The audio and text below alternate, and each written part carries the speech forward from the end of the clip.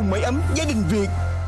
Mái ấm gia đình yêu thương nhớ sinh thành mãi trong tim. Linh xin kính chào quý vị, chúng ta lại gặp nhau trong chương trình Mái ấm gia đình Việt. Chương trình do Đài Truyền hình Thành phố Hồ Chí Minh phối hợp cùng với công ty Truyền thông Bi thực hiện. Với sự đồng hành của hệ thống siêu thị vật liệu xây dựng và nội thất Hoa Xanh Home. Chương trình được phát sóng vào lúc 20h20 thứ 6 hàng tuần trên kênh HTV7 Đài Truyền hình Thành phố Hồ Chí Minh. Chắc chắn quý vị đã theo dõi rất nhiều câu chuyện trong Mái ấm gia đình Việt. Những câu chuyện đẫm nước mắt, những câu chuyện vượt khó, những câu chuyện vươn lên, những câu chuyện cùng kết nối để đem đến hạnh phúc và tương lai cho rất nhiều trẻ em đang có hoàn cảnh khó khăn. Bây giờ thì chương trình sẽ giới thiệu quý vị 3 hoàn cảnh đang gặp khó khăn thế nào. Nhưng trước khi có 3 hoàn cảnh đó, Linh xin mời quý vị ta gặp gỡ 2 khách mời ngày hôm nay. Đó chính là Nghệ sĩ nhân dân Phượng Loan và người dẫn chương trình Nguyên Khang. Mái ấm gia đình yêu thương Rồi, chào em. Hey, Chào em. chào anh. Chào đón các bạn đến với Mái ấm gia đình Việt. Đến với dòng trôm Bến Tre đó, rất là nhiều đặc sản luôn. Bây giờ thì Phượng Loan cảm xúc thế nào khi đến với chương trình Mái ấm gia đình Việt? Trước tiên thì xin cho Phượng Loan được gửi lời chào đến tất cả quý khán giả trên cả nước trong cái chương trình Mái ấm gia đình Việt. Một lời chào thân thương và trân trọng nhất. Đến với chương trình này, một cái chương trình mà Phượng Loan đã theo dõi rất lâu rồi. Và nói thật trong bụng lúc nào cũng mong là sẽ có dịp được tham gia với chương trình này để đóng góp một chút công sức nào đó của mình cho những cái mảnh đời bất hạnh của tất cả các em. Khi xem chương trình này thì phải nói là Phượng Loan cảm thấy trong lòng mình nó nhói dữ lắm và rất là mong muốn, mà hôm nay đúng là mình mong gì mà cái mong ước của mình mà nó chính đáng á, thì lúc nào cũng được đền đáp, cho nên là ngày hôm nay Phượng Loan mới có mặt được ở đây. Xin chân thành cảm ơn chương trình đã nghĩ đến Phượng Loan và mời Phượng Loan tham gia chương trình này ạ. Mời Nguyên Khang. Đầu tiên nghe cái tên của chương trình là Mái ấm gia đình Việt á, thì nó đã gợi cho Khang rất là nhiều suy nghĩ rồi. Có lẽ là ai trong chúng ta thì mong muốn trở về và có một cái mái ấm, nhưng mà những người chơi trong chương trình này thì chưa hẳn họ có được toàn vẹn cái mái ấm đó. Cho nên là những người tham gia như chúng tôi á, chúng tôi vẫn mong có cơ hội được xuất hiện trong một chương trình ý nghĩa như vậy. Bởi vì chúng tôi tin rằng những cái phần quà, những cái phần tham dự của chúng tôi, dù cho là như thế nào đi nữa thì nó cũng mang đến những cái giá trị tinh thần rất là lớn. Và chúng tôi mong rằng những cái bạn nhỏ từ những cái cơ hội này, các bạn ấy sẽ đổi đời, các bạn ấy sẽ thành công hơn, và chính các bạn sẽ là người sau này sẽ lo được cho ba cô mẹ của mình, những cái người mà có quá nhiều cái thiệt thòi trong cuộc sống. Cảm ơn Phượng Loan và Nguyên Khang rất nhiều. Chính các bạn cũng sẽ là những mảnh ghép trong Mái ấm gia đình Việt để cùng ghép lại một mái ấm che chở cho hoàn cảnh khó khăn trong cuộc sống này. Một tràng pháo tay dành cho Phượng Loan và Nguyên Khang. Còn bây giờ, Quyền Linh xin mời quý vị cùng với nghệ sĩ ưu tú Phượng Loan cùng với Nguyên Khang, chúng ta sẽ đến với hình ảnh gia đình đầu tiên. mái ấm gia đình.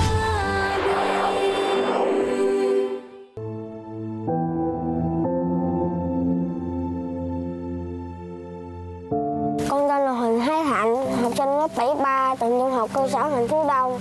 Hiện con đang sống ở ấp 1 Phước Long, huyện Giồng Trôm, tỉnh Bến Tre. Hiện tại con đang sống với bà ngoại với mẹ. Ba con mất hồi năm 8 tuổi. Chồng tôi mất nay 4 năm. Ảnh bị lao màng phổi á. Ảnh bệnh chặng chừng 18 tháng á. Là ảnh mất, đi lên trên Hữu Định á.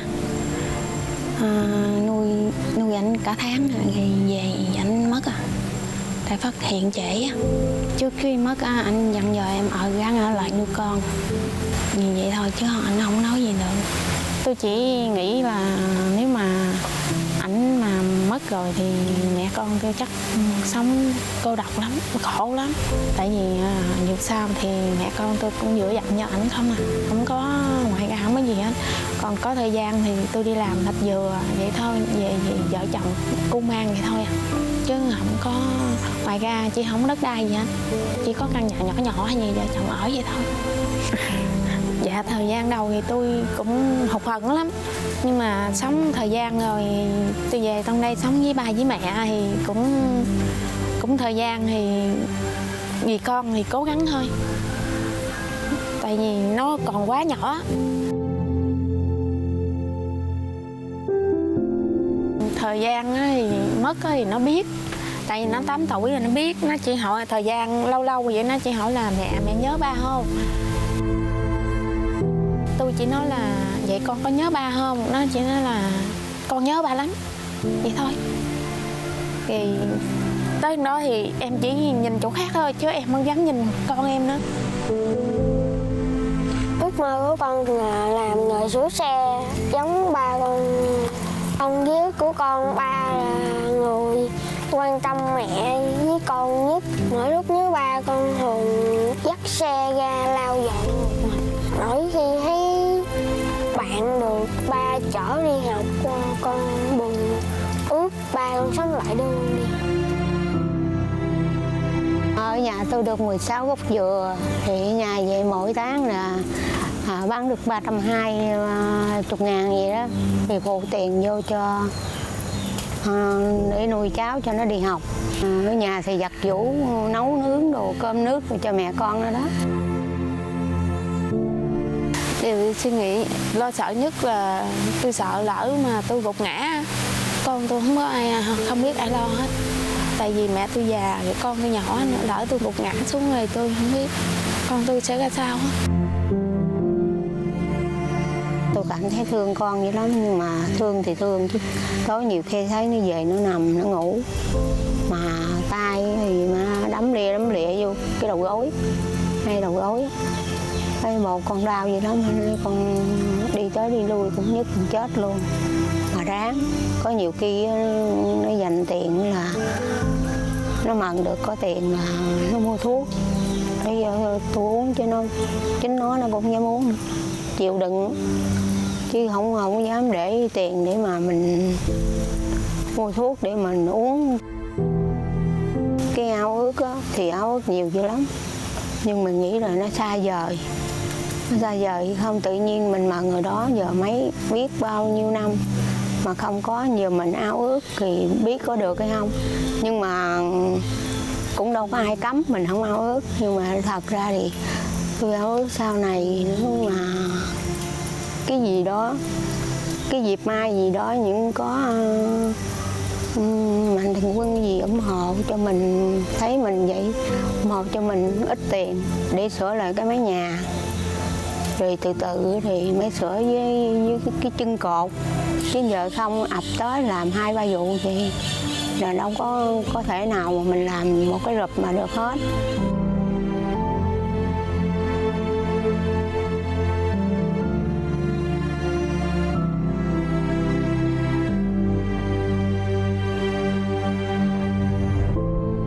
Con mong ngoại và mẹ sức khỏe dồi dào để ở bên con sẽ học thật tốt để sau này lo cho ngoại với mẹ.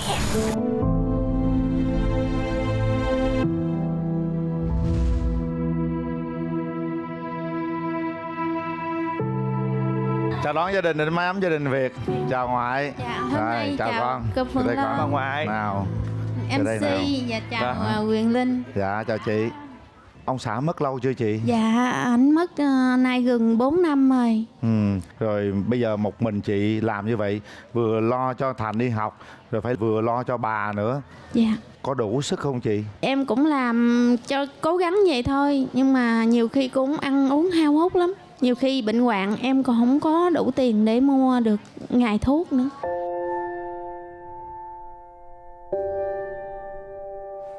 Mỗi tháng chị được nhiêu? Dạ, một ngày em mần được trăm mấy à. Một tháng vậy mần không có đủ, chạng chừng 10 mấy 20 ngày thôi. Những lúc mà bệnh không có tiền mua thuốc đó, chị không uống thuốc luôn hả? Dạ, khi em chạy mượn tiền người ta được á, thì em uống thuốc. Còn nếu như mượn tiền không được thì em chỉ sức dầu thôi. Rồi chị có nghĩ lúc nào á là con mình nó không có tiền đi học là chị cho nó nghỉ luôn không? Em nghĩ là em có thể nhịn đau, nhịn ăn ít lại một chút, nhưng mà em cũng phải cố gắng để cho Thành học được lớp cao cao một chút. Tại vì hồi xưa ba mẹ em nghèo lắm nên cho em học ít chữ lắm, nên em chỉ dùng sức để mình lo gia đình của mình thôi. Em cố gắng em lo cho Thành đi học, đặng cho nó có cái chữ sau này nó mần việc nhẹ nhàng hơn một chút. Chứ Thành nhỏ quá, ốm yếu quá nên em nghĩ nó không làm nặng như em được. Dạ. Đó, cả nhà thấy không? chị phải nhịn đau, tức là đau không dám uống thuốc, nhịn ăn để dành tiền cho Thạnh đi học. Rồi những lúc bà đau ốm nữa. Vậy thì gần như cuộc đời của chị từ lúc anh mất đến giờ toàn là những giọt nước mắt, toàn là những sự khổ đau không, đúng không chị? Dạ, em buồn lắm. Nhiều khi em nghĩ mình buông xuôi hết, nhưng mà em nhìn lại mẹ mình thì già rồi, còn con mình thì quá nhỏ. Nếu mình gục ngã, con mình không nương tựa vào ai được, mẹ mình khổ lắm.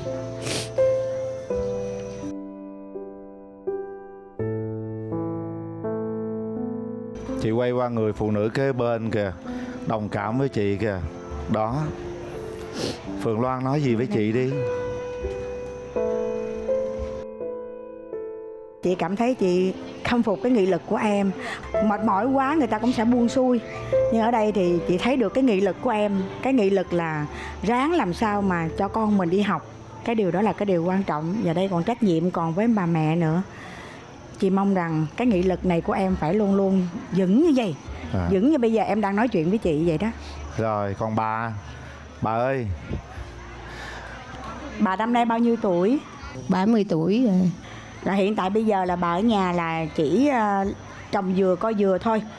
Dạ. Rồi một tháng như vậy bà thu nhập bao nhiêu tiền? Vừa đợt rồi bán được 80.000, dục thì được 320.000. Một tháng 320 thì thế bà lấy 320 đó bà làm gì được nè? Có thì chẳng hơn là người không có. Dạ. Nếu mai á, thì cái trong tháng đó mình không bệnh nữa thì mình còn dư, chẳng hạn như là mình mua chẳng nước mắm, nước tương hay là những cái gì vật dụng dùng trong gia đình. Dạ. Chứ còn có miếng tiền đó đâu có biết xoay sở làm sao. Dạ. Nhưng mà nó đỡ hơn một chút là khi mình đau bệnh mà mình có phải dư dây để mượn thêm. Dạ. Đúng rồi. Ước mơ của bà là gì? Tôi ước mơ là mình có tiền, có tiền cha lại một cái máy đặng cho mẹ con bà cháu là ngủ khỏi dột. có bị dột. Dạ. Mỗi mấy hôm trước là ông trời mưa ông giông á, sợ gần chết luôn mà. Dạ. Sợ cũng phải chịu chứ biết làm sao bây giờ. Dạ. Hồi nãy con coi trong hình đây nó mưa một cái là ngay cái giường ngủ mà con thấy phải lấy cả cái miếng bạc che hết trơn. Mà dưới đây thì không có được lót gì đi, vậy rồi bà trơn trợt rồi rưỡi ướt của nó té làm sao? Thì có khi nào té chưa? Té hoài chứ gì, nhưng mà có bữa nào mà đang ngủ mà bị ướt không bà? Cũng có giông đó, nhưng mà giông ít thì không có bị ướt, còn nếu giông nhiều thì cũng sẽ bị ướt. Bà cháu mình cố gắng đạt được yêu cầu của cái chương trình để là mình có một cái số tiền thật là nhiều để là mình để xoay sở, mình sửa lại căn nhà của mình giống như mơ ước của bà. Mong là mơ ước của bà sẽ thực hiện được. Rồi con trai, bây giờ nè, nhà của con rất là khó khăn. Đó, bà ban đêm ngủ là mưa gió nó dột tới tận cái giường luôn. Mẹ con thì phải làm từng ngày từng giờ để lo cho con ăn học. Đầu tiên con phải ngoan nè, rồi con phải cố gắng học giỏi nè nha con nha. Bây giờ mình học không giỏi là không có thay đổi được gì chứ á. Phải cố gắng lên. Nghe xong câu chuyện của gia đình thì Khang thấy thế nào? Tại vì bây giờ chị chính là cái trụ cột chính, thu nhập chính của gia đình. Cho nên là em rất là mong là chị phải giữ được sức khỏe của mình. Để thứ nhất là phải lo được cho con và lo cho mẹ. Và em mong rằng sau cái phần thi này á, ít nhất mình có thể sửa lại cái căn nhà của mình. Tại vì em xem cái đoạn video clip vừa rồi, em thấy nó nguy hiểm quá. Cái điều thứ ba nữa là em mong rằng chị phải động viên con mình phải gắng học. Tại vì chỉ có cái việc học thì mới thay đổi được cuộc đời của cả gia đình. Có thể là bé phải làm một cái công việc gì đó mà tương lai của bé phải lo được cho hai người phụ nữ. Mà muốn làm như vậy thì bé phải học giỏi. Con trai ơi, cố gắng nha con. Con phải cố gắng học thật giỏi con nha. Bởi vì con phải học giỏi thì con mới lo được cho mẹ và cho bà, được không ạ? Rồi chú cháu mình đặt tay cái coi quyết tâm cái mình lên hạng cái đúng rồi không? Đó, cố gắng nha. Cố gắng lên nha con. Ok ha, phai cái coi. Yes, ok. Rồi.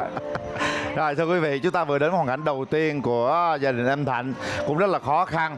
Một cái mơ ước là sửa lên mái nhà cho đỡ dột thôi. Ước mơ thứ hai là làm sao để có thể có sức khỏe. Ước mơ thứ ba làm sao để cho Thạnh học giỏi thôi quý vị. Ba cái ước mơ đó tôi tin rằng với sự động viên và chia sẻ của quý vị, gia đình sẽ có thêm cơ hội để mở ra một tương lai tốt đẹp. Bây giờ thì số tài khoản của gia đình đang chạy trên màn hình. Quý vị hãy chia sẻ một chút gì với chúng tôi quý vị nhé. Còn bây giờ Quyền Linh xin mời quý vị chúng ta sẽ đến với hoàn cảnh thứ hai.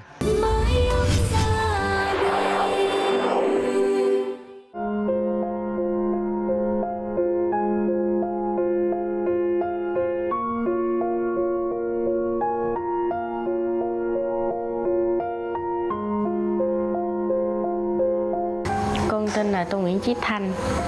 Con đang sống với cha. Cha con thường ngày chăm sóc vườn sầu riêng. Mỗi lần cha con tưới cây là con đi theo xách ống để cha con tưới.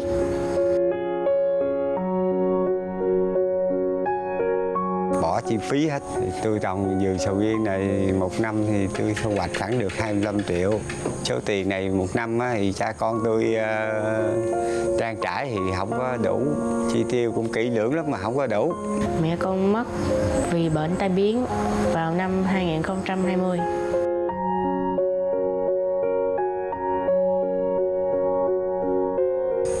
Vợ tôi lúc đó bệnh thoát vị địa điểm thì mổ về không lâu thì tai biến chết. Lúc đó tôi cũng chới với trơn rồi, tôi thấy con tôi nhỏ, vợ tôi thì mất rồi, tôi gắng cố gắng cho con tôi nó học hành, rồi chăm lo cho nó. Con nhớ nhất những kỷ niệm mẹ nói chuyện với con và dạy con cách nấu ăn. Mẹ con dạy làm món trứng chiên. Món đó cả con và mẹ con đều rất là thích. Mỗi lần con ăn món đó là con đều nhớ tới mẹ của con.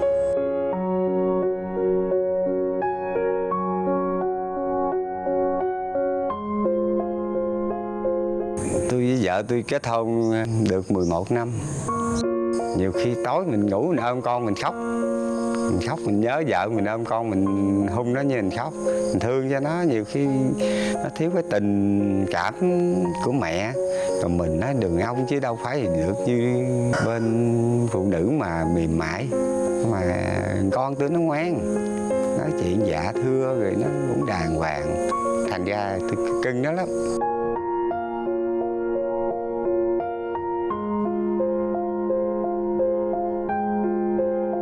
Cha con là một người hiền hậu, luôn luôn bên cạnh giúp đỡ con.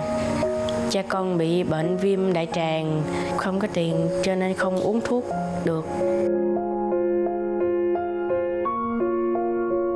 Trước khi vợ tôi mất rồi thì tôi có mượn một số tiền để trị bệnh cho vợ và chăm sóc cây nè. Con tôi nó nghĩ nó thấy tôi có tiền, nó xài nó tiết kiệm. Thì có Thanh đi học thì cho, thì ví dụ như 10.000 bỏ túi về xài 5.000, là đem về đưa cho cha xài nhiêu, còn nhiêu là đưa cho cha, xài nhín lắm. Mẹ con dặn con học thật giỏi để sau này có thể đi vào đại học. Cho nên mỗi lần con nhớ mẹ là con sẽ có động lực học thật là nghiêm túc. Ước mơ của con là trở thành công an và bảo vệ an ninh cho mọi người. Dù gia đình tôi hoàn cảnh nó cũng khó khăn đó, mà tôi cũng tươi cười để cho cái bầu không khí cuộc sống nó có ý nghĩa một tí vậy đó mà. Thì tôi cũng tiện cho con tôi cái sự vui vẻ, sau này nó lớn nó cũng theo cái nề nếp mình, nó sống cho nó vui vẻ với đời chứ không lẽ buồn hoài. Cha ơi, con mong cha có sức khỏe thật tốt và luôn luôn bên cạnh với con. Con sẽ cố gắng học tập để không phụ lòng cha mẹ. Con thương cha mẹ nhiều lắm.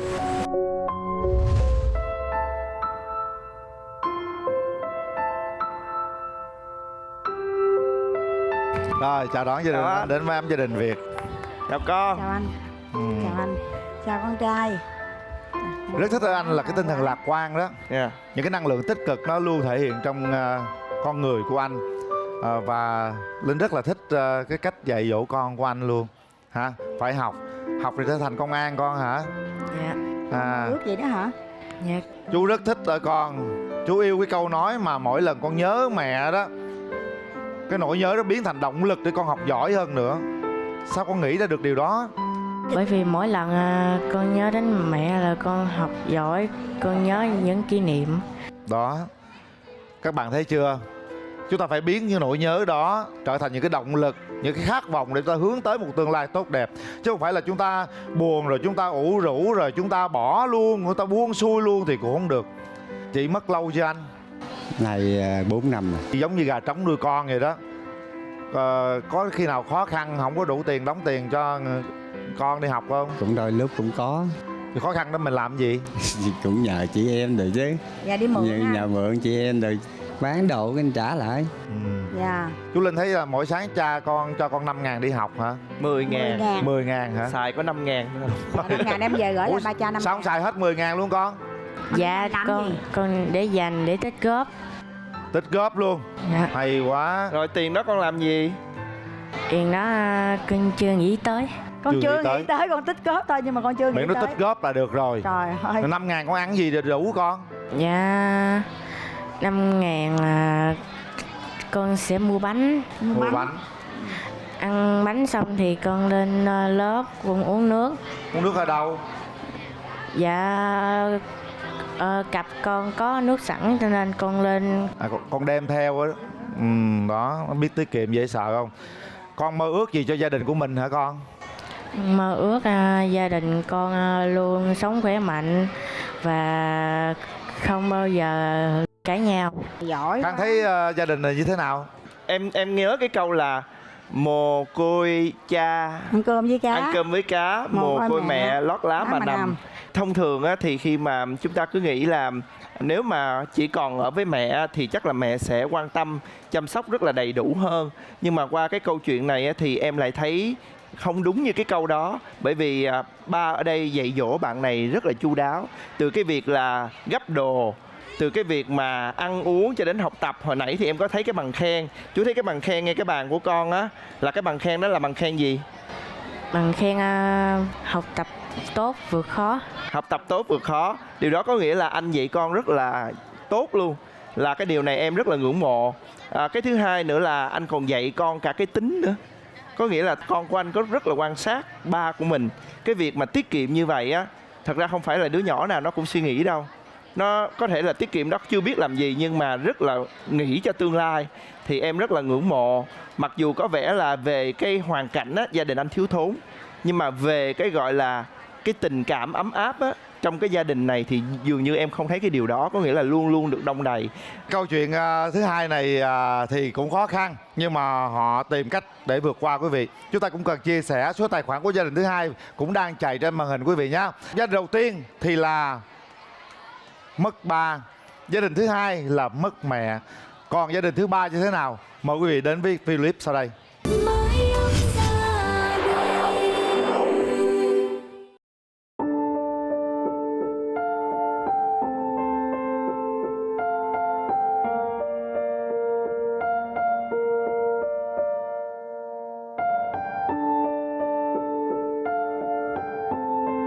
Con tên là Nguyễn Ngọc Thị Dương, con đang học ở trường tiểu học và trung học cơ sở xã Phước Vĩnh Tây. Hiện tại con đang sống với mẹ và anh hai. Ba con mất vì bị bệnh ung thư thanh quản.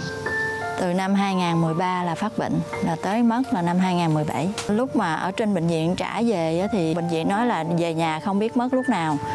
Cho nên thì cũng cứ túc trực ngồi kế bên vậy đó. Thì về nhà đâu khoảng một tuần sau thì chồng mới mất. Lo không biết như thế nào nữa.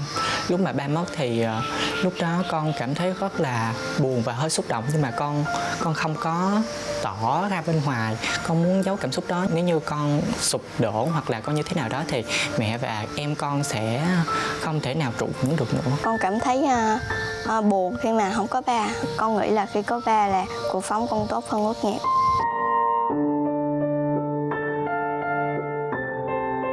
Lúc mà anh mất rồi thì trong khi đó tiền thì không có.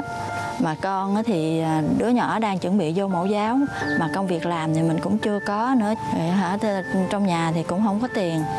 Vậy chạy đầu này chạy đầu kia.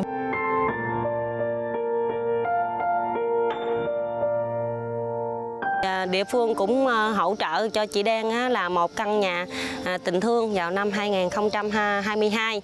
Ủy ban Mặt trận Tổ quốc huyện cũng hỗ trợ cho gia đình chị Đen là một con bò mà để cho chị Đen là chăn nuôi để vượt qua cái hộ nghèo. Nhưng mà do anh nhà là bệnh ung thư, không có tiền để chữa trị bệnh thì nên chị Đen là đã xin ý kiến với lại địa phương là cũng bán con bò để chữa trị cho anh nhà. Công việc của chị Đen thì đó là cũng là do địa phương là phối hợp với trường mẫu giáo xã Phước Vĩnh Tây là hỗ trợ để cho chị ổn định cái công việc làm. Hiện tại thì tôi đang làm cấp dưỡng ở ngoài trường mẫu giáo Phước Vĩnh Tây.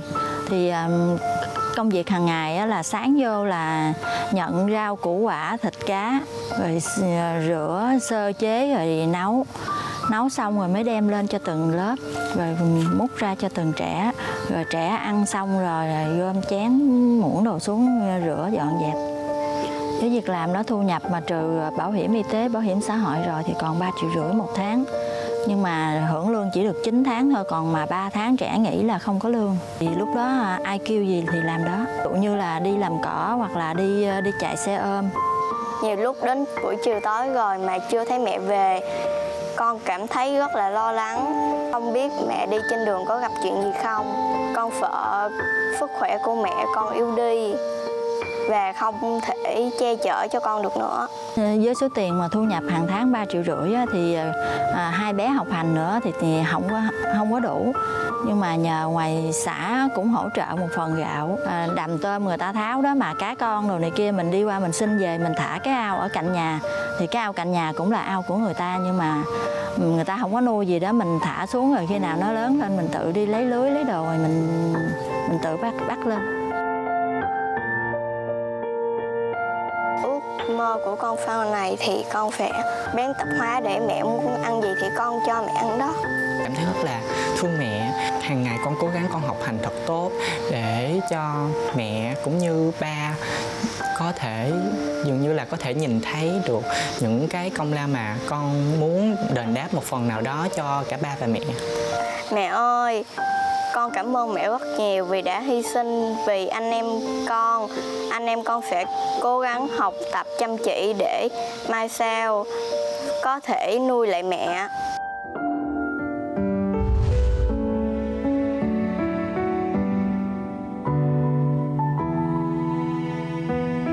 Chào các con. Chào chị. Mời chị qua đây. Chào cả nhà đến với Ấm Gia Đình Việt nha. Chào chị. Rồi đứng đây hả? Chị ơi, bây giờ Linh thấy là địa phương cũng đã lo cho chị, cái nhà cũng khang trang. Còn con bò thì bán hết rồi ha. Mà một mình chị làm công việc như vậy, lo cho hai đứa ăn học thì chắc cũng khó. Bây giờ nếu như có mơ ước thì chị sẽ mơ ước gì cho gia đình của mình? Nếu như mà có mơ ước thì mình chỉ mong rằng đủ sức khỏe để làm kiếm tiền để nuôi cho hai cháu. Đó, một mơ ước rất đơn giản, đủ sức khỏe để lo cho hai con thôi. Nhưng mà sức khỏe của chị nay ổn không? Nói chung thì sức khỏe bây giờ thì cũng bình thường, nhưng mà huyết áp thì quá thấp. Mình phải đi điều trị nha chị nha. Tới phòng khám gần nhất, cơ sở y tế gần nhất đó, khám sao để quản lý cái huyết áp thật tốt. Huyết áp cũng là một điều hết sức là quan trọng, nếu mà nó thay đổi thì nó nguy hiểm lắm á. Ha chị ha. Thôi con trai nè, con hôm nay học lớp mấy rồi? Dạ, hôm nay con học lớp 11. Học lớp 11, học gần nhà không con? Dạ, xa. Xa là xa khoảng bao xa? Dạ, cỡ gần 10 cây. 10 cây luôn? Con đi học bằng cái gì? Dạ, bình thường thì con đi xe đạp, còn không thì con sẽ đi chung với bạn. Nhà có bao nhiêu chiếc xe đạp con? Dạ, có một. Có một này để mẹ con đi làm rồi là hai anh em lấy gì để mà đi? Dạ, con học buổi sáng còn em con học buổi chiều, thay phiên nhau đi. Là hai anh em chia nhau chiếc xe đạp? Dạ. Cái xe đạp đó mình mua lâu chưa? Dạ, cũng lâu rồi, cái đó là người ta cho chứ không có mua.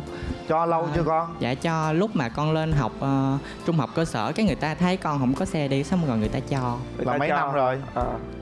Dạ, cũng lâu rồi, 4-5 năm gì. 4-5 năm rồi. Nay còn chạy ngon không? Dạ, còn cũng chạy được nhưng mà nó hơi yếu xíu. Chắc tại hai anh em đạp nhiều quá cho nên là chúng ta sẽ phải sửa xe thường xuyên, chăm sóc ha. Rồi, chào con gái. Cái đường đi học cũng khoảng 10 cây hay là gần hơn anh trai? Dạ gần hơn. Gần hơn hả? Dạ chắc cũng khoảng nửa cây ạ. Vậy là gần nửa cây số. Con ăn uống chắc ít lắm hay sao con ăn nhiều không? Dạ con ăn khoảng 1 chén cơm ạ. 1 chén cơm hả? Cố gắng ăn nhiều hơn chút xíu luôn ha. Xong chương trình này cố gắng làm sao mua được chiếc xe đạp mới nữa, để cho anh đi học xa đi cái xe đạp mới đó, con đi học gần á đi xe đạp hơi mới đó. Hay là có thể xong chương trình này mình mua 2 chiếc xe đạp luôn, 2 xe đạp mới, hai anh em đi cho nó khỏe. Mơ ước không con? Thích vậy không? Dạ con cũng thích. Con cũng thích vậy hả? Mong ước vậy đó đúng không? Mơ ước là mở tiệm tạp hóa, để mà mẹ thích cái gì là có cái đó. Rất là dễ thương rồi. Không phải. Thật ra cái mơ ước của con gái á là đúng đó. Nhà mình có thể mở tiệm tạp hóa được đó. Tạp hóa thì lúc nào con đi học về bán, mẹ đi làm về bán phụ, kiếm cũng khá đủ cơm đủ gạo trong nhà đó. Chị thấy được không? Mở tiệm tạp hóa cho chị ở nhà 3 tháng mà học trò không có đi học á, cái mình có thêm thu nhập. Tại vì mơ ước của bé vậy thôi, chứ còn nhà thì cũng ở trong hốc chứ không ở ngoài cạnh lộ. Nhà trong hốc là trong xó quá, người ta không có tới người ta mua. Nhưng mà giờ thí dụ như có tiền nè, chị làm cái gì để phát triển kinh tế theo chị? Nói chung thì bây giờ chỉ đi làm để nuôi hai bé đi học, rồi sau này tương lai của hai bé thì tự hai bé định đoạt, chứ cũng không có suy nghĩ tới cái đó. Tại vì không thấy chưa? suy nghĩ Chị tới. chỉ đi làm hoài, lương nó cũng có nhiêu đó thôi. Chị phải nghĩ ra cái cách gì đó để mình có tiền. Bây giờ thí dụ giờ mọi người muốn ủng hộ chị có một số vốn để làm gì chị cũng không biết làm gì rồi sao? Nuôi hải sản anh. Cái hồ trước nhà hồi nãy chị nói là có xin bỏ mấy con tôm con tép gì vô trong đó đúng không? Đúng rồi đó, hay quá. Bây giờ mình xin, mình bỏ thêm nhiều con nữa, bỏ con cá vô mình nuôi, rồi mấy con bự bự vô trong đó. Nuôi cá cũng phát triển kinh tế đó. Đó là một cái mà một cách tính cũng được đó chị ha. Rồi sơ vậy thôi, chị phải nghĩ ra cách nào đó mà có hướng mới được. Có hướng nha chị ha. Rồi quý vị vừa theo dõi câu chuyện thứ 3 trong ngày hôm nay, và mỗi câu chuyện có một hoàn cảnh khác nhau. Quý vị có thể chia sẻ từng câu chuyện cũng được, hoặc là có thể yêu thích câu chuyện nào, thấy đồng cảm câu chuyện nào, quý vị có thể chia sẻ bằng những cái tin nhắn động viên, hoặc là bằng giá trị về vật chất, về kinh tế cũng được quý vị nhé. Cảm ơn quý vị rất nhiều, và Quyền Linh cũng thông báo chỉ có số tài khoản duy nhất đang chạy trên màn hình, và chỉ có một trang duy nhất thôi quý vị nhé. Cảm ơn quý vị. Còn bây giờ thì chúng ta sẽ vào cuộc chơi thôi. Hôm nay thì Nguyên Khang cùng với Phượng Loan sẽ làm sao để chơi hết sức mình để giành chiến thắng về cho cả ba đội, để ba đội có một số vốn để hoàn thiện những cái ước mơ của mình. Các bạn sẵn sàng chưa? Sẵn sàng. Chúng ta sẽ đến với thử thách dành cho nghệ sĩ ưu tú Phượng Loan và MC Nguyên Khang.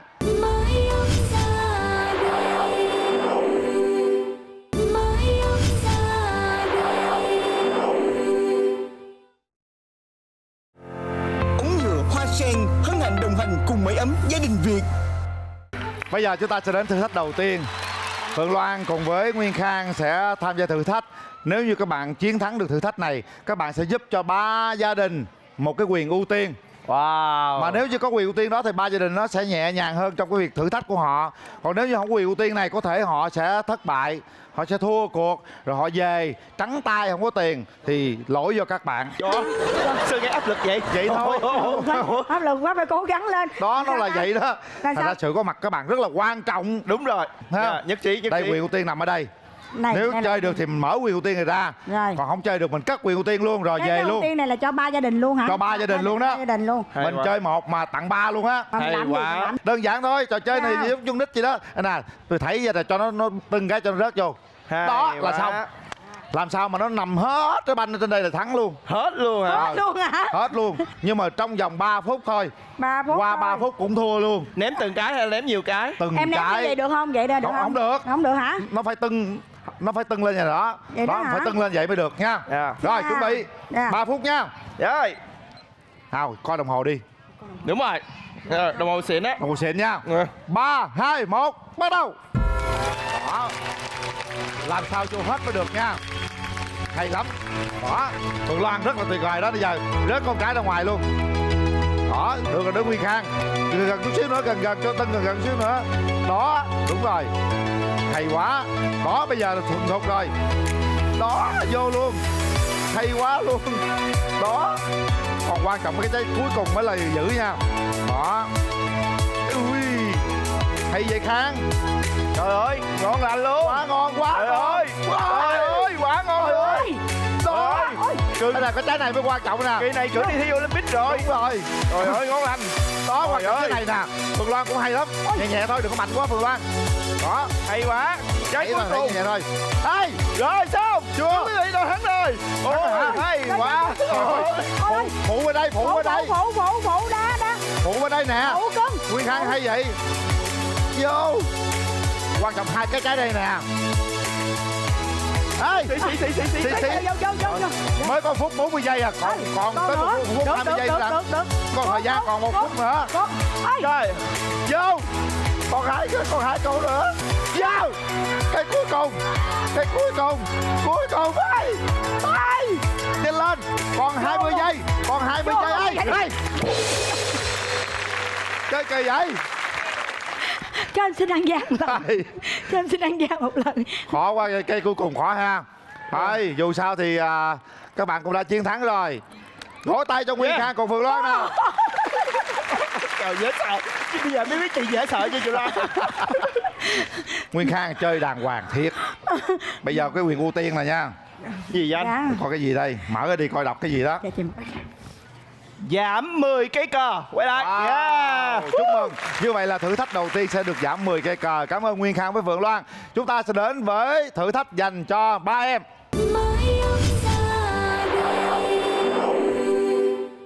Ngay bây giờ thì ba bạn nhỏ cùng với ba em hỗ trợ sẽ thực hiện thử thách của chương trình.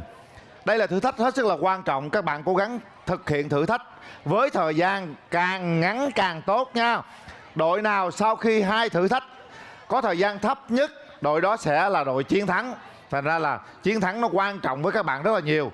3 bạn sẽ tham gia thử thách như sau. Chúng ta sẽ vượt qua cầu khỉ thế này và bước đến ngay chỗ cái chướng ngại vật này, cầm cái cần câu cái cờ kia. Sau đó chúng ta đem về. Như vậy là xong. Đội nào lấy hết cờ, chú Quyền Linh sẽ bấm đồng hồ dừng lại. Đội nào có thời gian thấp nhất là đội đó có khả năng chiến thắng nha. Tất cả sẵn sàng, vỗ tay thật lớn cho 3 đội nào. Thời gian dành cho 3 đội bắt đầu. Di chuyển đi, nhanh lên. Làm sao lấy được tất cả cây cờ về càng nhanh càng tốt nha các bạn. Lấy nhanh lên.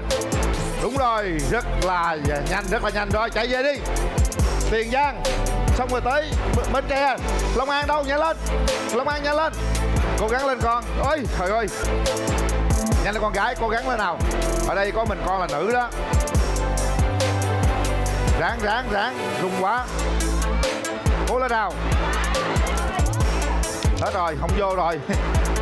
Vô. Đem về mà lên. Chạy nhanh lên bạn gái. Long An, nhanh lên con. Nhỏ con quá. Rồi, lên đường. Cố gắng càng nhanh càng tốt. Đội nào đem nhiều cờ về trước nhất, có thời gian thấp nhất, đội đó sẽ có cơ hội chiến thắng nha. Hay lắm. Rồi, chạy nhanh lên. Qua đi con gái. Ổn quá này, gió bay luôn á. Chúng ta vỗ tay ủng hộ cho Tiền Giang, Long An và Bến Tre. 3 tỉnh này nằm khác nhau luôn. Ráng lên con gái. Rung quá rồi, chết rồi. Đúng rồi. Chạy về nhanh lên con. Chúng ta đang có mặt trong chương trình Mái Ấm Gia Đình Việt với 3 bạn nhỏ có hoàn cảnh khó khăn thực hiện thử thách để đem về chiến thắng cho gia đình. Không biết rằng đội nào sẽ giành chiến thắng ở thử thách đầu tiên đây. Các bạn sẽ có 2 thử thách. Đây là thử thách đầu tiên.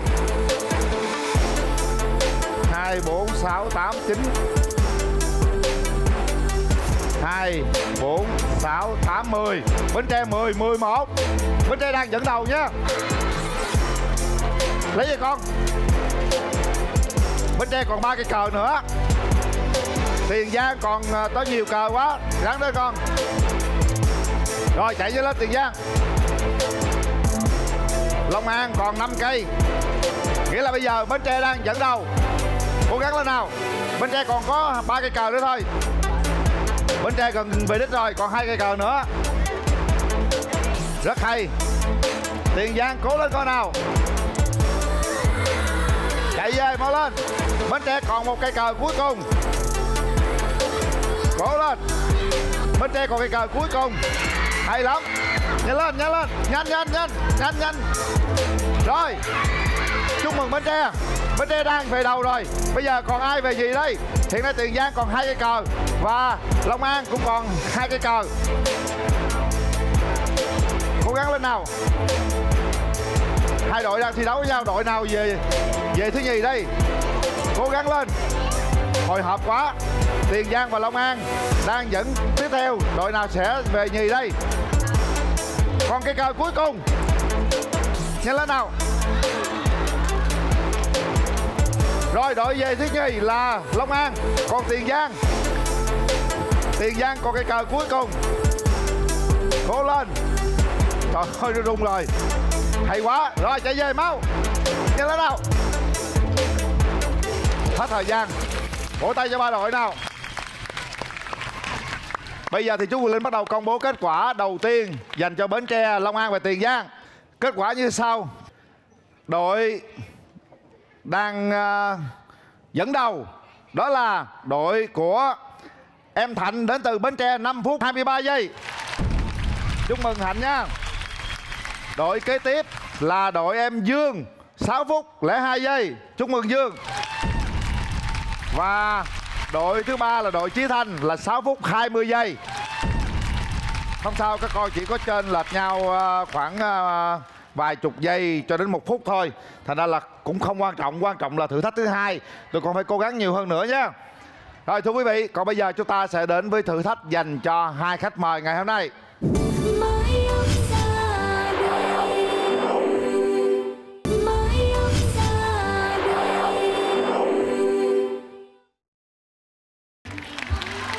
Cảm ơn sự may mắn của Nguyên Khang với lại Phượng Loan.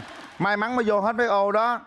Sao anh nói mà với chữ Phượng Loan mà anh nhấn dữ vậy? Cái nhớ anh nhấn mạnh quá em nghe mắc cỡ quá. Giống cà khịa quá đúng không? Giống cà khịa em thôi quá. Nói chung là các bạn giỏi. Dạ. Rất giỏi chứ không phải may mắn. Chiến thắng được thử thách đầu tiên. Dạ.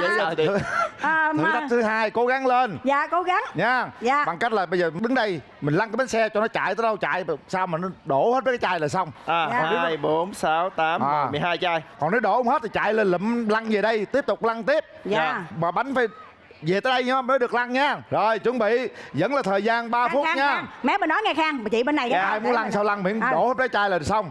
Chuẩn bị 3 phút dành cho Phượng Loan và Nguyên Khang. Bắt đầu. Trời ơi, thôi đi về. Đừng có chạy theo nó. Đứng đây ta nhìn thôi. Để coi nó ngã. Đó. 2 chai, 3 chai. 3 chai hay quá. Trời ơi. Được rồi đó, bắt đầu người ta cảm nhận được rồi. Cái con đường này nó vô ngay đường này thế nào ngã một vài chai thôi. Vô. Trời ơi, lái đâu vậy, đi đâu? Ui. Tôi đi đâu rồi? Ráng lên nào. Được không? Không được. Về đây. Ráng lên Khang ơi, đó vô rồi, vô, chắc chắn. 1 chai, 2 chai. Trời ơi, đi thẳng nữa có 3 chai rồi. Còn 2 chai nữa Khang ơi. Ráng lên Khang. Phượng Loan đâu? Nhắm ngay cái chai đó. Vô. Trời ơi, đi đâu vậy? Nó quẹo qua đó ngoài vậy. Bây giờ mình dẹp mấy cái chai đi để cho nó đừng có cản lại. Vô. Hay quá. Đây nè, nó nè Khang ơi. Yeah. Trời ơi.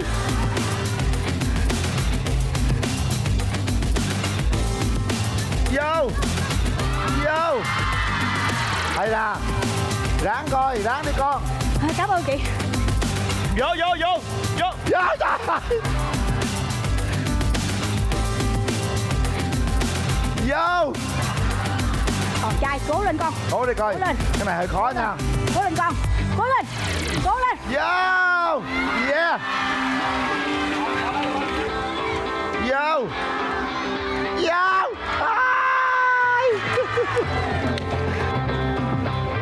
Để xích lên. Trời. Vô. Trời ơi, kỳ vậy ta. Nó sát tên luôn, để đây này Khang. Không.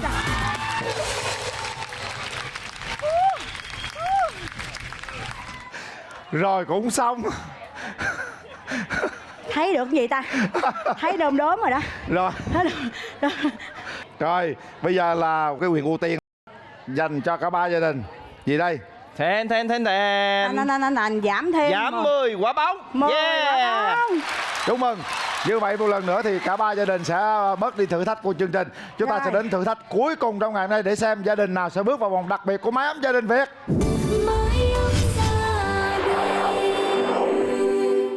Chúng ta đang đến với thử thách cuối cùng trong ngày hôm nay để xem đội nào có thời gian thấp nhất, đội đó sẽ được bước vào vòng cấp 4 của Mái Ấm Gia Đình Việt, được rút logo. Không biết đội nào đây. Bây giờ thì thử thách cũng đơn giản nhưng cũng khó. Đó là Nguyên Khang cùng với Phượng Loan sẽ đội cái nón có cây chổi lên trên gì đó. Sau đó mình nhảy qua đây nè, mình thọt cái nón lên cho cái bóng nó văng ra ngoài. Rồi sao cho văng ra ngoài luôn ha. Đi qua cái bắp bên đó, rồi các bạn ngoài sẽ nhặt đá vào cái lỗ bên kia. Đá sao hết mấy cái lỗ là thắng. Bây giờ 3 em sẽ bốc thăm xem em nào thi trước, em nào thi sau. Chuẩn bị. Số 1 thi trước, số 2 thi sau và số 3 là thi cuối cùng nha. Rồi. Nói thăm đi con. Đây. Rồi, bóc đi con. Bóc đi, số mấy? Rồi, con số mấy? Tiền Giang thi đầu tiên, Bạn này số 2. Bến Tre thi thứ 2 và Long An thi thứ 3. Con gái Bây giờ thì số 2, số 3 về vị trí cổ vũ đi. Số 1 ở lại. Thời gian rất là quan trọng, thành ra số thời gian lần này mà cộng thời gian hồi nãy thấp nhất là đội đã chiến thắng nha. Thành ra là chúng ta chia sức ra cho cả 3 đội nha. Rồi, chuẩn bị.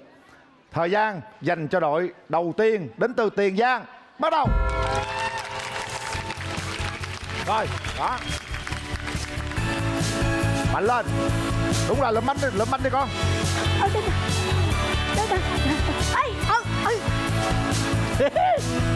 Thôi, lấy cái cây thọt kìa. Lấy cái cây thọt. Cầm cái cây á. Lượm bánh hết đi con. Rồi, chơi kiểu ăn gian luôn. Rồi, miễn sao hết bánh là được. Ấm chị đi. Ấm chị đi. Trời ơi, chơi ăn gian luôn. Ấm chị đi. Đó rồi. Rồi sao? Làm sao mà đá, quan trọng chỗ này nè. Chỗ đó ăn gian được, chỗ này không ăn gian được nè. Rồi, canh sao mà lọt hết bóng nha. Nhớ mỗi lần đi qua cầu mới được đá bóng nha. Ngay cái vị trí. Ê, được.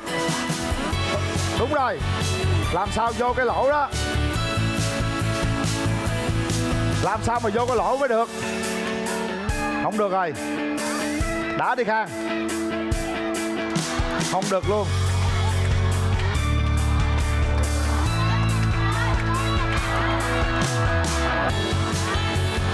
Cố gắng lên nào.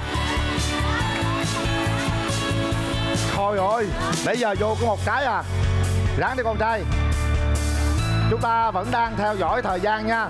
Cứ đá chừng nào được là được thôi. 2 trái. 2 trái rồi. Làm sao nó vô được mới coi. Vô. Cái thứ 3. Tới 3 phút chúng ta có quyền thảy bóng vô luôn, không cần đá luôn nha. Rồi đá đi con. Nhanh lên, nhanh. Khi nào Linh nó bắt đầu thảy nha. Rồi vô. Ráng đi. Vô. Hay lắm. Rồi thảy đi. Được quyền thảy đó. Ê, đứng gần đây. Không được đó. Đứng sát ngay đây. Đứng ngay cái vạch này nè. Ngay vạch đây. Đó, đúng rồi. Thảy đi. Đúng rồi. Đứng ngay vạch thảy nha. Đứng ngay vạch nha. Còn hai ô nữa. Nhắm cho nó kỹ. Vô. Còn một ô nữa. Vô. Thưa quý vị, như vậy là đồng hồ đã dừng lại ở đội đầu tiên. Đó là đội Tiền Giang. Còn bây giờ chúng ta sẽ đến với đội thứ 2. Đó là đội Bến Tre.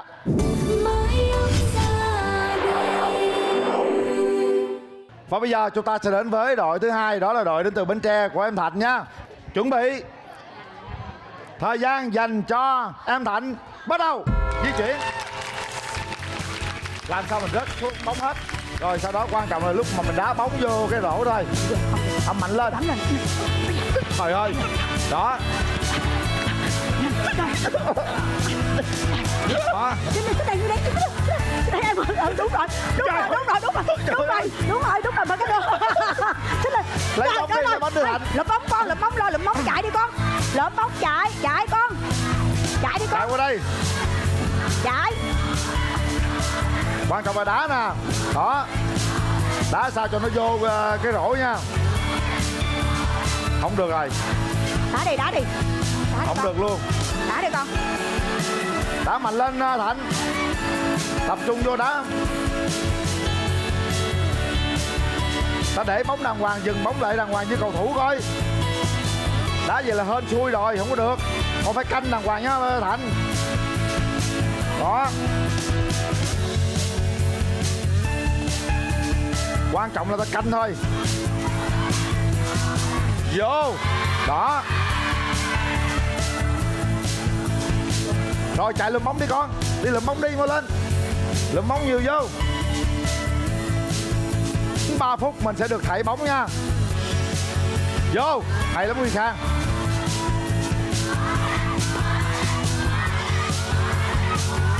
Vô. Chạy lùm bóng đi con. Loan để chạy lùm bóng đi, em lùm bóng về em đá đi. Rồi chúng ta có quyền thảy bóng. Chúng ta có quyền thảy bóng nha.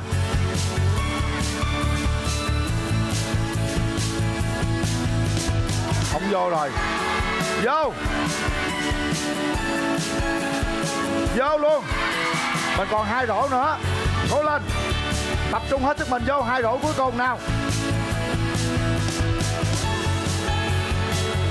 Còn 1 rổ cuối cùng. 1 rổ cuối cùng, cố gắng lên. 1 rổ cuối cùng. Vô. Như vậy là Quyền Linh đã bấm đồng hồ dừng lại rồi quý vị. Đồng hồ của gia đình Nam Thạnh và đồng hồ của gia đình đầu tiên cũng đã bấm lại để xem trận cuối cùng này đồng hồ sẽ dừng ở bao nhiêu phút bao giây quý vị nhé. Bây giờ chúng ta sẽ đến với đội cuối cùng đến từ Long An. Tất cả sẵn sàng, vẫn như cũ nhé. Sau 3 phút chúng ta sẽ được thảy banh vào rổ, không phải đá nữa. 3, 2, 1, bắt đầu. Di chuyển nhanh lên. Đứng yên. Đó, nhanh lên nào. Làm sao cho nó rớt khách bóng xuống. Đó, nhanh nhất có thể. Nhanh nhất có thể. Rồi, đem bóng qua đi. Đem bóng qua. Bập bên, đi qua bập bên, và cho đá. Nhanh đi con. Con gái, cố gắng nhanh được chút xíu con. Cố gắng nhắm cho nó kỹ. Để ngay mức này con, để ngay mức này nha. Dạ con. Nhắm cho nó kỹ. Nó mạnh lên. Ráng đi. Đó. Làm sao cho nó vô được thôi. Cố gắng nhặt bóng về thật nhiều lên đi. Nhanh lên nào. Chúng ta còn trận cuối cùng này thôi để phân thắng bại.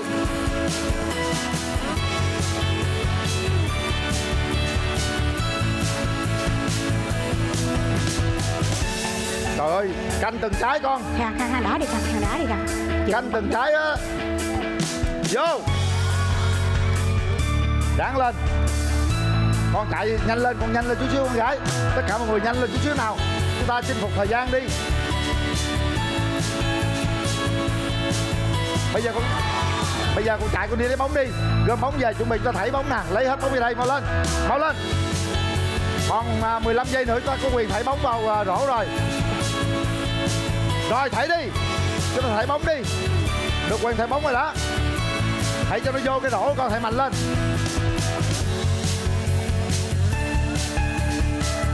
Vô. Đang thấp chút xíu. Rồi còn 3 cái nữa. Ráng đi, còn 3 cái nữa. Lấy bóng nha lên.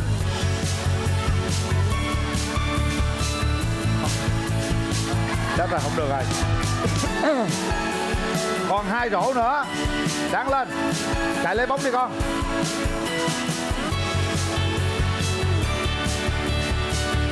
Còn 1 rổ nữa.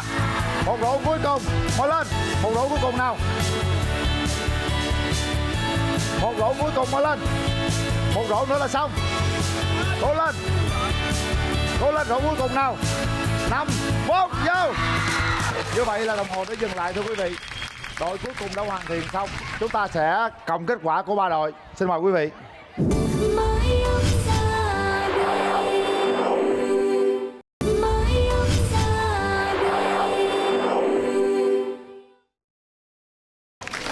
Như vậy là chúng ta đã kết thúc những thử thách của chương trình. Bây giờ đã đến lúc mình công bố kết quả xem đội nào sẽ nhận được giá trị giải thưởng 15 triệu đồng, đội nào nhận được 20 triệu đồng, mà đội nào bước vào vòng đặc biệt của chương trình Mã Gia Đình Việt. Đội thời gian thấp nhất là 10 phút 18 giây. Đội thứ hai về nhì 10 phút 27 giây. Đội về 3 là 10 phút 31 giây. Có nghĩa là chúng ta hơn nhau chỉ có vài giây thôi. Đội số 1, đội về nhất hơn đội về nhì 9 giây. Đội về nhì hơn đội về 3 4 giây. Nói như vậy để các con nhớ chú Quyền Linh dặn nè. Trong cuộc sống làm bất cứ việc gì chúng ta phải tập trung hết sức mình, dù việc lớn hay là việc nhỏ. Tập trung hết sức mình để chúng ta chinh phục cái thử thách đó, chinh phục cái công việc đó. Cái điều thứ hai là thời gian là vàng, là bạc, là cuộc sống của chúng ta, là sự thành công của chúng ta. Nếu như chúng ta không biết quản lý thời gian, không biết chinh phục thời gian thì xem như chúng ta đã một phần thất bại trong cuộc sống. Các con nhớ những điều chú Linh nói nha. Bây giờ đội về 3 nhận được giá trị giải thưởng 15 triệu đồng. Đó chính là đội em Chí Thanh đến từ Tiền Giang. Theo con thì có 15 triệu đồng, con sẽ làm gì Thanh? Dạ, con sẽ để dành hoặc mua cái bàn học để con học. Hay quá. Để dành là mua cái bằng học để đỡ tiền của ba đúng không? Mỗi ngày con tiết kiệm 5.000, biết bao giờ con mới được 15 triệu. Bữa nay tham gia chương trình con có 15 triệu rồi. Như vậy là có một cái số vốn để con có thể tích lũy, để con có thể đóng tiền học khi mà ba con thiếu thốn ha. Chúc mừng Chí Thanh. Đội về nhì. Đội về nhì là 10 phút 27 giây. Hơn đội về 3 có 4 giây thôi. Và chúc mừng đội về nhì, đó là đội của em Dương đến từ Long An. Nghĩa là đội em Thạnh đến từ Bến Tre sẽ là đội bước vào vòng đặc biệt của chương trình. Chúc mừng. Em Thạnh đến từ trường trung học cơ sở Thạnh Phú Đông, Dòng Trơm, Bến Tre. Thưa quý vị, và ngay bây giờ chúng ta sẽ theo chân đội chiến thắng đến với vòng đặc biệt, vòng rút logo của máy ấm gia đình Việt.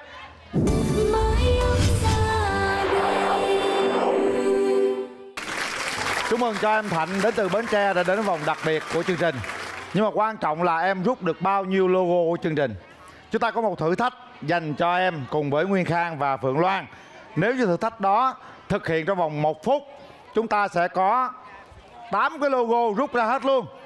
Nếu như chúng ta thực hiện thử thách 2 phút, chúng ta sẽ có 6 logo. 3 phút có 4 logo, 4 phút 2 logo. Dạ. Mà 5 phút á trở lên là chỉ có 1 logo thôi. 1 logo. Mà nếu như vượt qua 10 phút là chúng ta không có logo nào hết. Dạ. Đấy, nó khó là vậy đó ha. Dạ. Trong đây có 5 ngôi sao, mình lấy ra kia 5 ngôi sao đó là 5 cái số, cái mật mã để mở cái khóa đó. Có số, 5 ngôi sao có số. Đúng rồi. Dạ. Chúng ta lựa sao 5 ngôi sao để mở cái chìa khóa là được. Mở ra mình lấy phi tiêu mình phóng đều đó là xong. Dạ. Kiểm tra đồng hồ đi nào. Thạnh, đọc đi con. Không nha. Bây giờ một hồi mấy phút mình tính tới thôi, mình lấy logo thôi. Chuẩn bị. Thời gian dành cho em Thạnh đến từ Dòng Trơm, Bến Tre. Bắt đầu. Đi kiếm đi Thạnh. Con kiếm đi. Kiếm logo có số á. Lục Thạnh lên, nhanh lên. Đây là cái số. Kiếm đi con. Kiếm có số, 5 số nha. 5 số mới đủ. Người nào kiếm người đó chạy. Thạnh ơi, nhanh lên Thạnh. Kiếm thêm, mau lên. Nè con. 5 logo nha, mình mở nha. 1 logo. 5 ngôi sao. Bây giờ 1 rồi, 4 rồi. Nè con. Chúng ta còn 3 cái logo nữa, có số nữa. 3 ngôi sao có số để có mật mã mở cái chìa khóa này. Lẹ lên.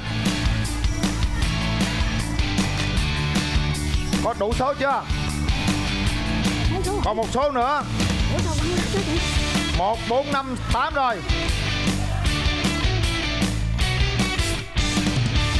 Đủ rồi. Đủ rồi mà con. 1, 4, 5, 6, 8. Rồi mở đi. Mở đi con. Mở cái thùng đi. Mở thùng trước con. Là sao? Là có 1, 4, 5, 6, 8 đó. 4, 5 cái mật mã nè. 1, 4, 4. Rồi, lấy phi tiêu, phóng đi. Đấy. Mạnh này nơi phóng nha, phóng làm sao mà nó đều trên các cái vị trí này là xong. Trời ơi, cái này không phải nghề của em rồi.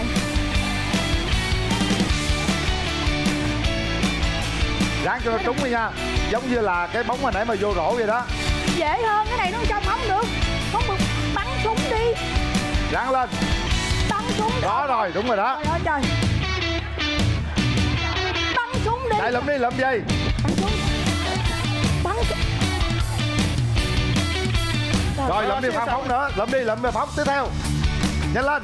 Nè. Lượm. Chạy về phóng xong lượm nữa. Mình được có 2 vị trí thôi. 2 cái điểm có rồi.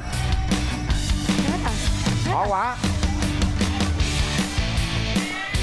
3 điểm. Vô, trời ơi. Ôi da. Vô. Bố, trời. Rồi lượm đi. Rồi lượm đi Khoan phóng đi. Lượm hết mau lên. Rồi phóng đi.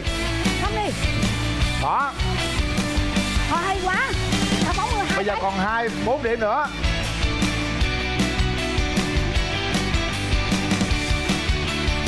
Còn 2 điểm. Còn 1 điểm. 1 điểm cuối cùng. Vô. Như vậy là đồng hồ đã dừng lại. Đây. Đồng hồ đã dừng lại. Mình xem đây, mình xem đồng hồ. Nào. Đồng hồ là dừng lại bao nhiêu đây?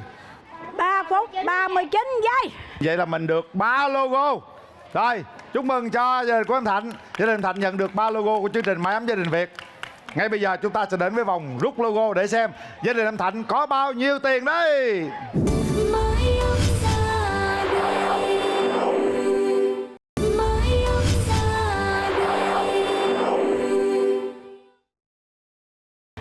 Bây giờ chúng ta sẽ đến với phần rút logo. Mình có 3 logo. Mời bà chọn logo đầu tiên đi bà. Bà thích số mấy? Chọn số 4 đi. Số 4. Rồi. 4. Rút số 4.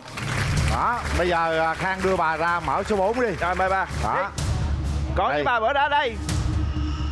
Khang với bà cùng mở số 4 coi. Rồi chúng ta cùng mở bà lấy đặt cái tay vô, kéo từ từ ra nha.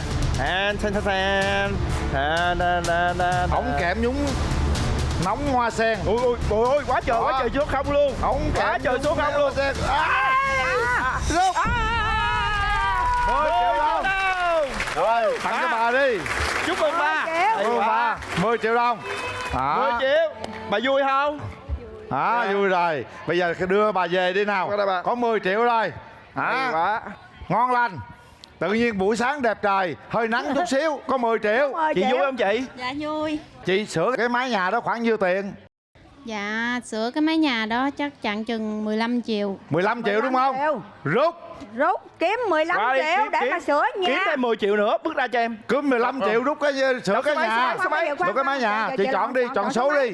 Dạ chọn số mấy? Dạ em chọn số 3. Chọn số 3. Số 3. Số 3. Rút. Số 3 khoan chị. Có nhiêu rút nhiêu. Dạ. Đã chưa? Đã chị. Đã. Chị qua đây rồi, đúng rồi. Em chị ra đây. Trời ơi. Qua đây rút như nãy luôn. Trời ơi. Chị cần 15 triệu sửa nhà đúng không? Đúng. Bây giờ hơn thì sửa nó hơi ngon hơn đúng không? Rút Khang, chuẩn bị. Chị chuẩn bị nha. Nữa. Từ 3 số 0 rồi, 3 số 0 rồi. 4 số 0. Con hoa sen Mái Ấm Gia Đình Việt. 6 số 0. 4 số 0. 5 số 0. Đi. Nhiều. Số 5, số 5. Ôi, thêm số nữa. Rút 25 triệu đồng.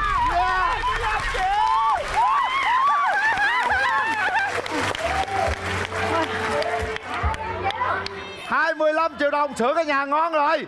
Chị ơi, sửa. Bây giờ chị cần 15 triệu sửa cái nhà, giờ có 25 triệu rồi, sửa được chưa? Dạ anh được. Ngon lành rồi đúng không? Dạ cảm ơn. Bây giờ là hết nắng hết mưa đúng không? Dạ. Hồi nãy cần 15 mà giờ lên 25 rồi. Mình sửa cái mái nhà đẹp hơn đúng không? Dạ. Rồi bây giờ mình có 10 triệu cho anh Thạnh đi học nè. Mình có 25 triệu sửa lại cái nhà nè. Bây giờ mình còn cái logo nữa luôn. Đó. Còn cái logo nữa. Đưa chị về đi. Chị ra đây chị. Con ơi bây giờ con lựa số mấy con? Số 6. Hả? Số 6. Số 6. Số 6. Số 6. Rồi Phượng Loan đưa anh Thạnh ra rút số 6. Ra đây con. Bây giờ mình có được 3 bản logo mà 2 bản là thực hiện được 2 ước mơ rồi. Dạ. Bây giờ có thêm tiền nhiêu là để dành đóng tiền học nhiêu nữa thôi. Nào Phượng Loan rút giùm đi. Trời ơi. Cái gì? Ngon lành. Ngon coi. Vô. 3 số rồi nha. Con hoa sen Mái Ấm Gia Đình Việt nữa. Đây. Số. Rồi liếc. Ôi. 10 triệu đồng nữa. Yeah. Chúc mừng con. Mời cả nhà ra đây nào. Tại nó muốn đâu. 10 triệu thôi. Như vậy là hôm nay gia đình chị có số tiền là 45 triệu đồng. Chị thấy sao nè? Dạ em thấy vui lắm. Có bao giờ chị nghĩ là một buổi sáng như vậy chị có 45 triệu không? Dạ không, hồi nhỏ tới lớn giờ sống với ba với mẹ rồi lớn lên lấy chồng chưa hề cầm được số tiền lớn như vậy. Chưa bao giờ luôn hả? Mơ ước của chị hôm nay đã trở thành hiện thực rồi. Cảm xúc chị sao? Dạ cảm xúc của em vui lắm. 45 triệu, thấy không? Khang cảm xúc thế nào Nguyên Khang? Cái việc mà gia đình mình nhận được cái phần thưởng 45 triệu này quá là tuyệt vời. Khi đến tham dự chương trình này ra là em rất là muốn giúp đỡ cho tất cả những gia đình. Cho nên là em xin phép là mỗi gia đình em xin gửi thêm cho mỗi gia đình là 2 triệu.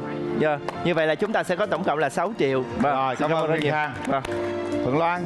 Thật sự thầy nói giống như Nguyên Khang vậy đó, khi đến với chương trình, ngoài cái chuyện mà Phượng Loan ráng cố sức làm cho mà các bạn có được trong cuộc chơi có thắng được á, thì Phượng Loan cũng là nói đến đây là những cái mảnh đời khó khăn, thì cũng như Khang vậy đó, Phượng Loan cũng sẽ hỗ trợ cho mỗi gia đình một phần thưởng nữa, giống như Khang là mỗi gia đình được 2 triệu.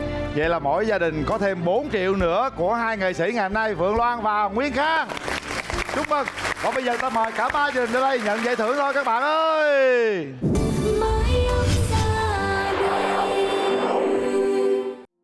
Có lẽ ngày hôm nay tất cả chúng ta đều hạnh phúc khi mà nhận được những phần quà từ chương trình. Và đó cũng chính là giá trị của những giọt mồ hôi chúng ta, những nỗ lực, những cố gắng chúng ta đã chinh phục được thử thách của chương trình. Chúc mừng cả ba gia đình. Đặc biệt là cảm ơn Phượng Loan và Nguyên Khang. Hai bạn cũng đã nỗ lực hết sức mình để đem đến những cái niềm vui hạnh phúc cho những mảnh đời bất hạnh trong cuộc sống. Đặc biệt là ba nhân vật ngày hôm nay. Một tràng pháo tay dành cho Nguyên Khang và Phượng Loan. Còn bây giờ chúng ta sẽ đến với phần trao giải thưởng. Xin mời Phượng Loan. Dạ, em xin trao giải thưởng cho gia đình của anh. Em xin chúc anh thật là nhiều sức khỏe và đầy nghị lực để mà lo lắng cho con trên bước đường học vấn. Và đây là phần riêng của cô Phượng Loan gửi cho con để con mua sách vở nha. Rồi, cô Phượng Loan tặng cho mỗi đứa 2 triệu. Dạ em đi tặng trước ha. Rồi. Đây cô tặng cho con Thành nè, 2 triệu. Rồi, tặng cho con. Đây, ráng học giỏi nha con. Rồi, cảm ơn Phượng Loan rất là nhiều. Và bây giờ xin mời Nguyên Khang. Trước khi mà Nguyên Khang gửi ba cái bảng này thì cho phép Nguyên Khang nói một điều rất là ngắn gọn với lại ba gia đình. Khó khăn ở trước mắt của mỗi gia đình, hãy xem nó như là một cái thử thách mà mỗi người của chúng ta phải vượt qua nó. Thì rất mong là các anh, các chị dù cho khó khăn như thế nào thì đừng buông tay các con của mình ra, và hãy cho các con của mình có một nền tảng học vấn thật là thành công. Bởi vì đó là cách duy nhất để giúp cho các bạn có thể thoát nghèo và đổi đời. Đừng trông chờ vào bất cứ một cái cơ hội may mắn nào từ trên trời rơi xuống, mà hãy tin vào năng lực của chính bản thân, vì điều đó mới chính là quan trọng để thay đổi cuộc đời. Và thay mặt cho chương trình, Khang xin được gửi số tiền thưởng là 20 triệu đồng dành cho gia đình của mình. Và hy vọng là chị sẽ lấy số tiền này để mua thêm chiếc xe đạp, với lại mua thêm mấy con cá thả vô cái hồ trước nhà. Và khi nào cá lớn alo em. Vâng, xin được cá đây vừa sẽ mua lại. Dạ, xin gửi đến chị thêm một cái phong bì 2 triệu. Gia đình của mình thì quá tuyệt vời rồi. Xin gửi đến chị thêm 2 triệu nữa để cho con ăn học. Và xin gửi đến anh 2 triệu nữa để anh lo cho các con nha. Ráng mùa này bội thu sầu riêng. Cảm ơn Nguyên Khang. Bây giờ chúng tôi xin mời đại diện Hoa Sen Group, Phó Giám đốc tỉnh Long An, ông Võ Nguyễn Minh Tú sẽ trao số tiền thưởng 45 triệu đồng cho gia đình của em Thạnh. Dạ, cô hôm nay con đại diện cho công ty cổ phần tập đoàn Hoa Sen gửi cho cô phần thưởng, thì chúc cho gia đình mình luôn sức khỏe, con luôn học giỏi. Dạ, con xin cảm ơn. Thưa quý vị, một niềm vui trọn vẹn trong ngày hôm nay. Gia đình em Dương đến từ Long An, tiền thưởng của chương trình là 20 triệu, cộng với số tiền thưởng của chú Nguyên Khang cùng với cô Phượng Loan 4 triệu nữa là con có 24 triệu đồng. Chúc mừng. Bạn Chí Thanh có 15 triệu đồng, cùng với cô Phượng Loan với chú Nguyên Khang tặng 4 triệu nữa là con có 19 triệu đồng. Và đặc biệt là gia đình của em Thạnh là gia đình chiến thắng trong ngày hôm nay với số tiền 45 triệu đồng, cộng với tiền thưởng của chú Nguyên Khang với lại cô Phượng Loan nữa. Hôm nay gia đình của em Thạnh có 49 triệu đồng. Chúc mừng.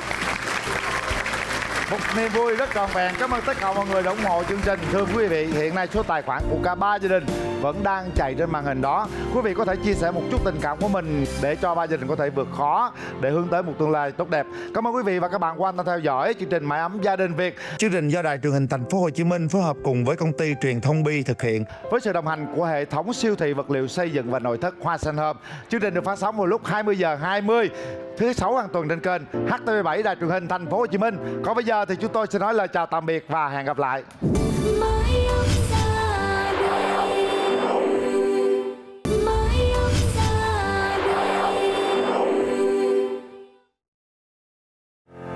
Ống nhựa Hoa Sen hân hạnh đồng hành cùng Mái ấm gia đình Việt. Ngày mai con sẽ lớn lên, mái ấm gia đình, vẹn nguyên con không thể quên. Mái ấm gia đình yêu thiêng liêng, nhớ sinh thành mãi trong tim. Hãy tin con vào, từ nay con bình yên. Mái ấm gia đình. Đón xem Mái ấm gia đình Việt phát sóng vào lúc 20h20 thứ 6 hàng tuần trên kênh HTV7 và 20h45 trên kênh YouTube Golden Moon Network.